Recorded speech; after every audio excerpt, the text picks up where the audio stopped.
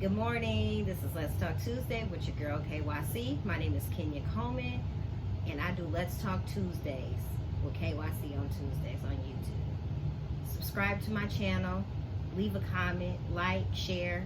It would be greatly appreciated. I started this journey back in 2020 because I wanted to get more experience with talking in front of a camera, talking in front of people, because I was petrified. And I also wanted to share my journey with people, and I wanted to be an encourager and an uplifter. So that's why I started these videos. Many of you know, if you've been following me for a while now, you know I left my job after 17 years. So I come on every Tuesday and I kind of share with you something that I went through in hopes of encouraging you along the way. And so this Tuesday, what I want to talk about is on the 17th day of August, I had got a phone call that my 15-year-old son had been hit. And our parents' worst nightmare, because you don't know if they're okay, you don't know anything. And I started panicking a little, and I had my 8-year-old daughter in the car, and I had to calm down, and I had to be an example for her, because I wanted her to know in stressful situations, try your best to stay calm and remain positive during that time. And so when I got the phone call, it was from somebody I don't even know, and said, hey, your son Jakai, he had been hit. And they told me what street he was on. And I'm way across town. So I had to drive, I tried to drive as fast as I could. It's all this traffic. It was just a multiple of things.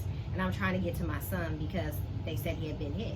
And so then I got a call from the dispatcher, and she was explaining more of the details about that he had been hit, and they wanted me to talk to an officer to release him, to, you know, for him not to take the ambulance. Like, she was asking me, but then she was kind of saying that, well, you can refuse the ambulance. I was like, well, you know, I'm trying to get more information. Well, what did he get hit by?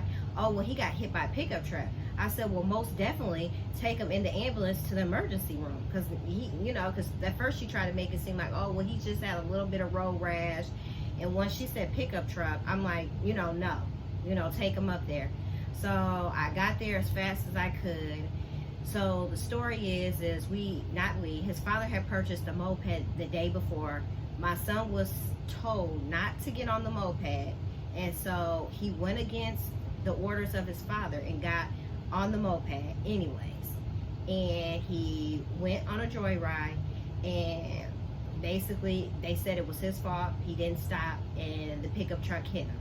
And so I got to the hospital. I just know it was nobody but God. If you could see this moped is completely total. It's total. It's not drivable. It's not fixable. It's total. And he was hit by an Escalade pickup truck. And, you know, in that moment, being a parent, you're just like, what? You just have all these emotions going on. And as all these emotions are going on, as you're trying to make sure that your son's okay, the hospital, they did a phenomenal job.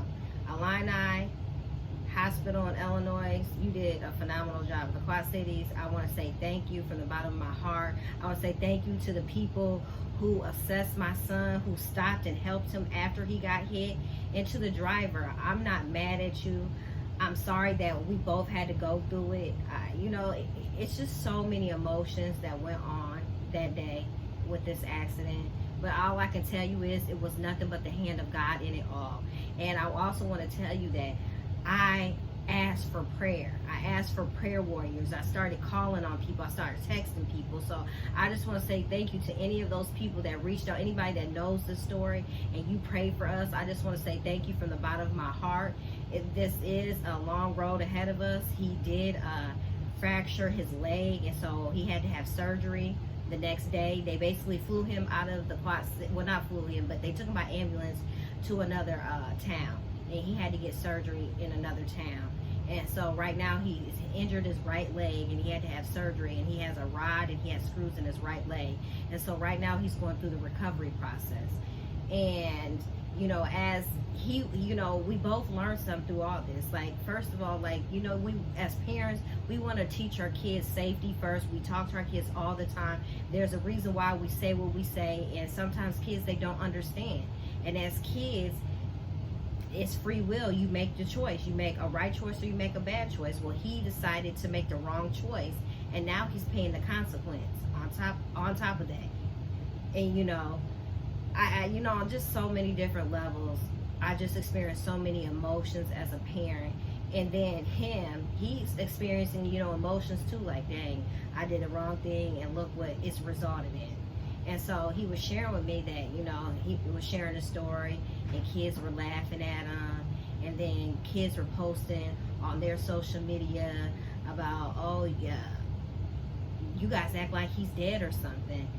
And it made me want to go to social media and say something back, but then I had to sit back and I had to assess the situation.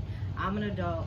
You don't have to respond to everything, and that's what I teach my kids. Just because you hear stuff and people say stuff, you don't have to respond to everything. You're not going to have everybody on your side. There's always going to be naysayers. That's just life. But you don't have to respond to that. You know who you are. You know who God created you to be. And just be thankful that you're alive. And I'm thankful that you're alive. I'm thankful that it could have been so much worse. He could have had head injury, internal bleeding. He had none of that. He came away with just a broken leg, and I'm okay with that. And I tell my son, like, he didn't want to, in the very beginning, he didn't want to take accountability for his actions. He wanted to blame me and his dad. Well, if you wouldn't have left the keys, then I wouldn't have did X, Y, and Z. And I had to tell him, look, you have to take accountability for what you did. As people, we all have to take responsibility for our actions. Do not try to blame other people for the things that you choose to do. Accept the responsibility. Be accountable for your actions. And I had to tell him that, like, you can't place blame on me on your dad because we told you specifically not to get on there. There's a reason why we say what we say. You want to learn, you want to grow, and you want to win. And when you don't take accountability for your actions, you're not learning, and you're not going to grow, and you're not going to win if you're always blaming somebody else for your mistakes or your actions. We all make mistakes, but how we learn from them is we take account for those, and we process it, and we try to make sure that we don't do that again. And so after I had to talk to him, and then I asked him again, I said, so whose fault was this? That, I'm not trying to make you feel bad. What I'm trying to do is make you understand that anything that you do in life has a choice, whether it's right or whether it's wrong. And you so happen to pick the wrong choice. And your wrong choice resulted in this. But thank God that you're alive. And then with all that, I got tickets. I got the police coming at me with, there's still a process. I still got to go to court for over this now. And I'm just praying and I'm leaving it in God's hands because he made a mistake.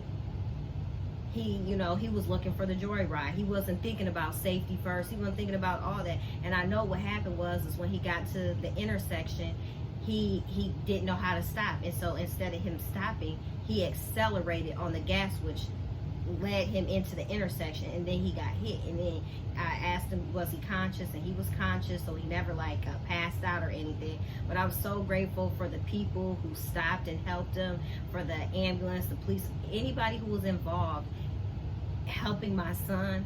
I'm so grateful for you guys, and I give all the glory and honor to God that he made my son be alive to be able to share with other kids, like, hey, look, don't do this. Don't do what I did. Don't make the same mistakes I did.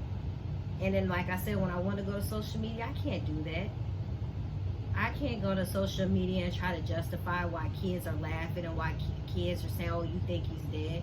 I thank God my son is alive.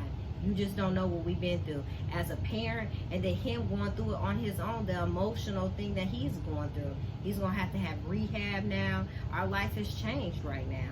But I know that I give it all to God. So I'm coming to you this Tuesday. I want to share with you that in life sometimes, we want to be the best parents we want to be. That's all we can do. We can educate them, give them all the guidance and support. But ultimately, at the end of the day, they're going to make their own choice.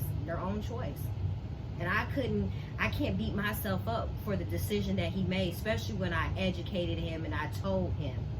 Now, I could feel even worse if I didn't tell him and, you know, different things like that. But I know as a parent, I did my part and I did the right thing. So I'm coming to you this Tuesday that we want to grow, learn, and win. And if you're a person that doesn't take accountability for your actions, you need to start doing that. And as parents, we do the best that we can be. We do the best that we can. So don't beat yourself up if your child makes a mistake. Don't blame yourself for it. You're doing the best that you can do raising your kids. And until we talk next week, you have a blessed week. Remember, www.ourremainrg.com. We have Lakeisha Diane Ruth Moments on Saturdays at 3 p.m. Central Standard Time on YouTube, or she's on Facebook. We have April Grady. She's a prayer warrior. Reach out to her if you're in need of prayer. I'm telling you, and that was another thing I want to tell you. I had to have people stand in agreement with me in prayer. And it worked. I had multiple prayer warriors, and I'm saying thank you from the bottom of my heart. Thank you. I'm so honored. Thank you. We got AIM, All In Mentorship. We have one-on-one with myself, Kenya Coleman, and Lakeisha Lewis. Come have a seat. If you need a free consultation, check us out on the website. And we also have a group setting on Thursdays where we're reading the book Shut Hell Up by Real Talk Kim. Come have a seat at the table. You won't regret it. Until we talk next week, remember, invest in you. You are worth it. You are worth the risk. Bye.